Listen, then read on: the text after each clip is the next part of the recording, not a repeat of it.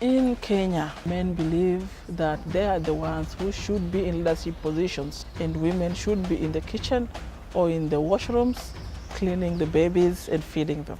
If you're born a male, you have a higher advantage than a female. I think there is gender imbalance because in this country you find most positions are being occupied by male. It has not been that balance in terms of opportunities that people get.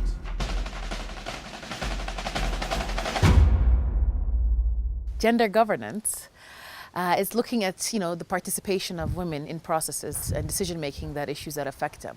Looking at issues of political participation, participation in economic empowerment, issues that affect them and their human rights, all the way to peace building, and also their participation in issues that affect them in humanitarian situations.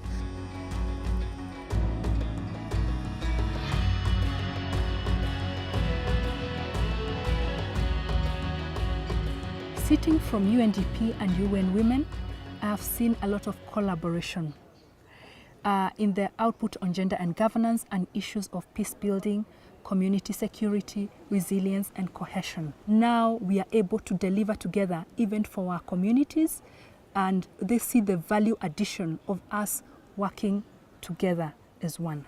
Gender balance is very important in development because we cannot talk about development when we don't have both gender in place of decision making. Knowing Kenya very well, we've had spats of violence, especially during the electoral cycle.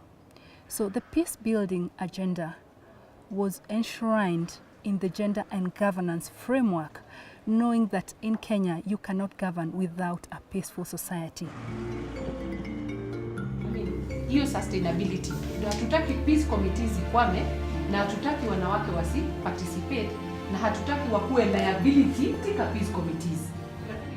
Gender is important in peace building because it's women and girls who tend to be affected mostly when there is conflict. And it's very important to have them participate in peace processes and look at them as active agents of peace instead of looking at them as victims. The importance of women and men working together is that this thing affects them in different levels. How that is relating to or affecting peace work? That is the backbone of women in Before this whole peace process was felt that this is a male process, but at least now men are listening.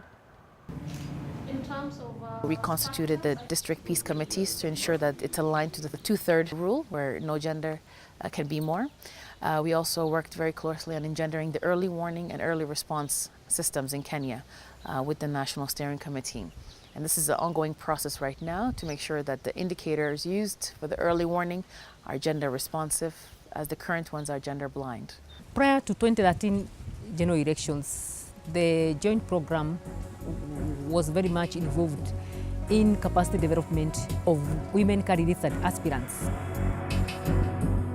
We developed a training manual called the Women Candidates Training Manual Kenya, and it had about 12 modules that were very key. I was really in need of the support that JP Jiwe gave. They took us through Constitution, the Electoral Act, Political Parties Act, what it means, like when I'm going to vie, what did I need to know as an aspirant?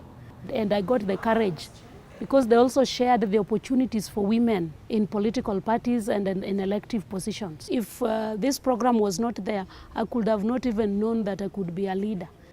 For Caroline to be here today, she has broken the barriers, the stereotypes, especially in Luo Nyanza, where men believe that they are the ones who should be in leadership positions.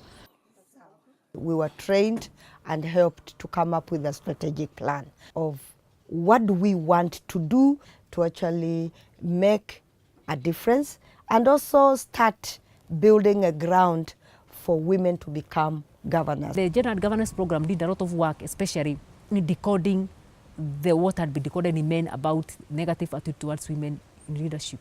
it had an impact. And that's how come we saw that even the men started supporting women even during the elections. With the elections program, UN Women, with the support of UNDP, through the joint program, we also supported the team of eminent persons and also what we call the Women's Situation Room, where they would go about lobbying to the different actors and stakeholders to ensure that the elections were peaceful. This country has come a long way, and for women it's a revolution. I did not expect that we would, even as we worked so very hard in the new constitution making. I was a part of the commission. I did not visualize what I see today. And I am very happy that we have gotten there, but not yet. We need up to like 50% of male and female representation in all our organs of government and policy making.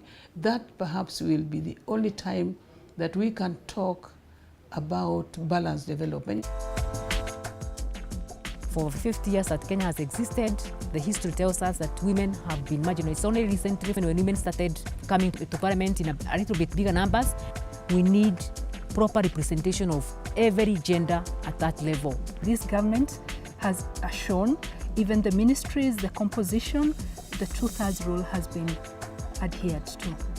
More can be done, but it's a journey. We have started it. A lot of civic education and public sensitizations need to be done.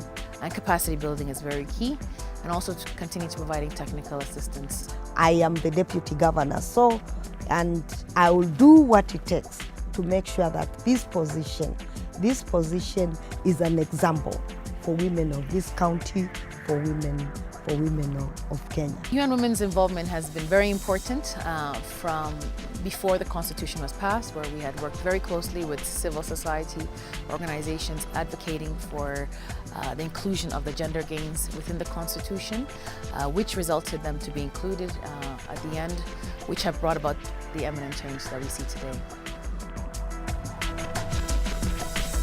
In Kenya, women make the better politicians more than men because they have that courage. Anyone can lead. I think if you have it in you, then it doesn't really matter. Women have shown very exemplary examples. Yes, women empowerment is being accepted in our society. It's slowly coming up, but it hasn't been fully embraced. The culture is still a big role to play. Education will make them change. Women and men are all equal. In the next 10 years, we should have a women president, if not a deputy. And I'm hoping that in my lifetime, we will have a woman president in this country.